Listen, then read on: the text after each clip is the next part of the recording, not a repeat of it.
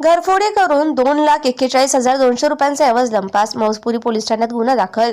जालना तालुक्यातील वडीवाडी येथे अज्ञात चोरट्यांनी बंद घराचं कुलूप तोडून घरफोडी करत सोन्या चांदीच्या दागिन्यांनी रोख रक्कम असा एकूण 2,41,200 रुपयांचा एवज लंपास केल्याची घटना उघडकीस आली आहे.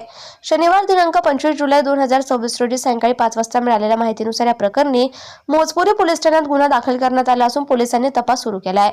याबाबत मिळालेल्या माहितीनुसार अशफाक गनीखा पठाण हे खासगी नोकरी करून उदरनिर्वाह करतात. त्यांच्या आई हनीफाबी गनीखा पठाण या 17 जुलै रोजी रांजणी येथे जात असताना पडून त्यांच्या डोक्याला दुखापत झाली होती.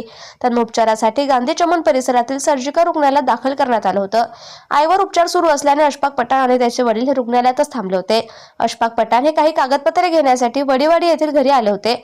आवश्यक कागदपत्रे घेऊन त्यांनी पुन्हा घराला कुलूप लावून रुग्णालय गाठलं. त्यानंतर त्यांचे चुलत भाऊ शफीक छोटू मिया सय्यद यांनी दूरध्वनीवरून घराचं कुलूप तुटले असल्याची माहिती दिली. त्यानंतर अशफाक पठाण आणि त्यांचे वडील तातडीनं घरी आले असता घराचं कुलूप तुटलेलं दिसून आलं. घरात प्रवेश करून पाहणी केली असता सर्व साहित्य अस्ताव्यस्त पडलेलं होतं.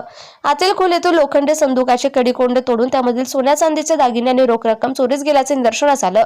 चोरीस गेलेल्या एवजात 3.5 ग्राम वजनाची सोन्याची चैन, 3.8 ग्राम वजनाच्या सोन्याच्या कानातील रिंग, 1 तोळा वजनाच्या सोन्याचा नेकलेस, 4 ग्राम वजनाचे सोन्याचे 7 पीस, 167 ग्राम वजनाचे चांदीचे पैंजण तसेच 46,000 रुपयांची रोख रक्कम असा एकूण 2,41,200 रुपयांचा मुद्देमाल असल्याचं फिर्यादीत नमूद करण्यात आलंय.